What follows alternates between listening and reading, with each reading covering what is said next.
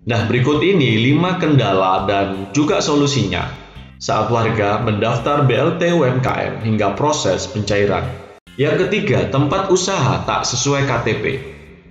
Bagi para pelaku UMKM yang memiliki tempat usaha berbeda dengan alamat di KTP,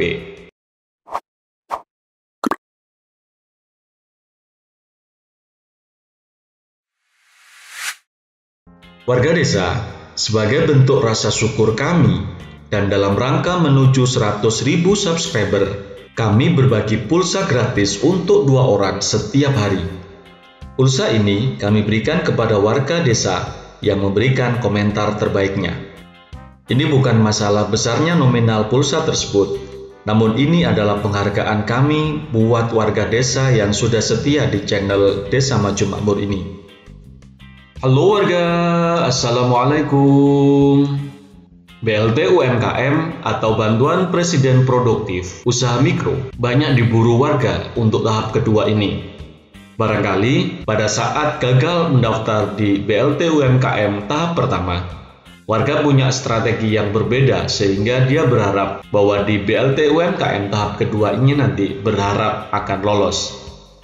Nah, berikut ini 5 kendala dan juga solusinya saat warga mendaftar BLT UMKM hingga proses pencairan.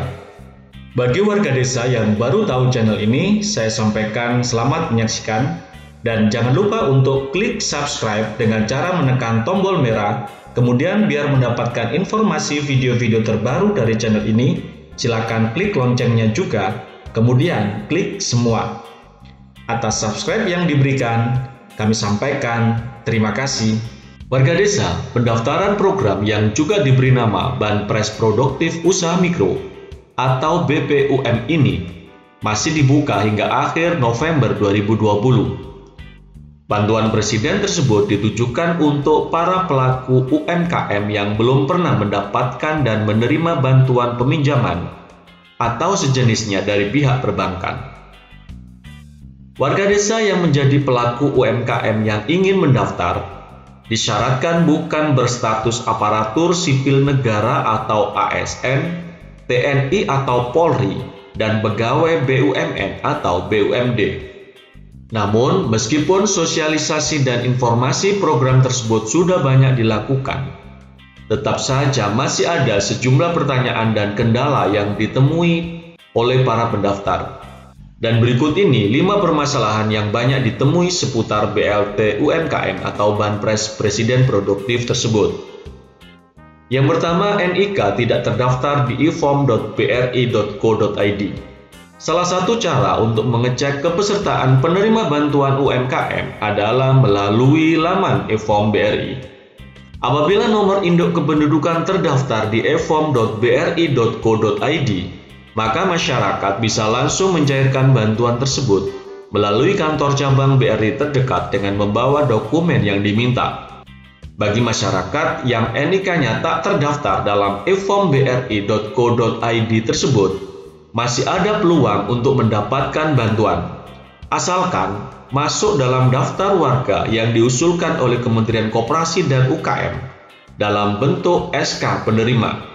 Dan nantinya pihak bank akan memproses usulan tersebut sesuai ketentuan yang berlaku. Permasalahan yang kedua, punya usaha tapi belum mendapat bantuan. Warga desa meskipun ditujukan untuk UMKM, tetapi ada sejumlah pelaku UMKM yang belum mendapatkan bantuan tersebut sampai hari ini. Untuk itu, Menteri Koperasi dan UKM Bapak Teten Mas Duki mengimbau agar para pelaku UMKM segera mengusulkan UMKM-nya melalui lembaga pengusul. Proses pengusulan ini masih bisa dilakukan hingga akhir bulan November 2020 untuk mendaftarkan diri pada program BLT UMKM ini. Caranya, pelaku UMKM mendaftar melalui Dinas Koperasi dan UKM daerah sesuai wilayah domisilinya. Pendaftaran secara online juga tersedia di beberapa daerah. Selain itu, warga desa, pelaku UMKM juga bisa diusulkan oleh koperasi yang telah disahkan sebagai badan hukum atau diusulkan oleh kementerian atau lembaga perbankan dan perusahaan pembiayaan yang terdaftar di OJK.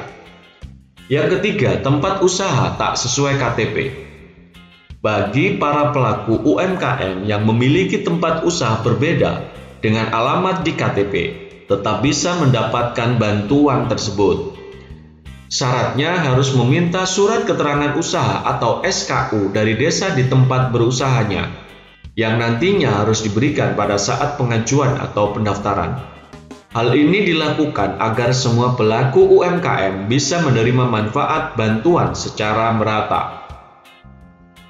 Yang keempat, pencairan tak boleh diwakilkan. Bapak Hanung Harimba Rahman, selaku Deputi Bidang Pembiayaan Kementerian Koperasi dan UKM, menjelaskan bahwa pencairan dana BLT UMKM tak dapat diwakilkan oleh siapapun dan harus sesuai dengan nama yang tertera. Sehingga pada saat pengajuan, siapa yang namanya dicatat, siapa yang akan mendapatkan. Nah, ketika sudah resmi dinyatakan menjadi penerima bantuan, pengusaha mikro harus ke bank yang ditunjuk, dan yang mengambil atau yang mencairkan itu tidak boleh diwakilkan dan harus sesuai dengan data yang ada. Karena itu, para pelaku usaha yang ingin mencairkan dana bantuan harus melakukannya sendiri dan membawa dokumen yang diperlukan seperti kartu tanda penduduk atau KTP. Dengan membawa identitas diri itu, proses verifikasi dokumen dan pencairan akan lebih cepat. Permasalahan kelima, batas waktu pencairan.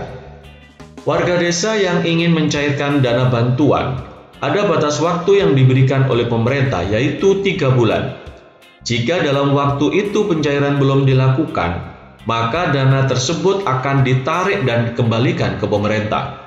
Warga desa yang menjadi pengusaha mikro yang mendapatkan BLT pasti akan mendapatkan notifikasi berupa SMS dan disuruh ke bank supaya konfirmasi dan sebagainya.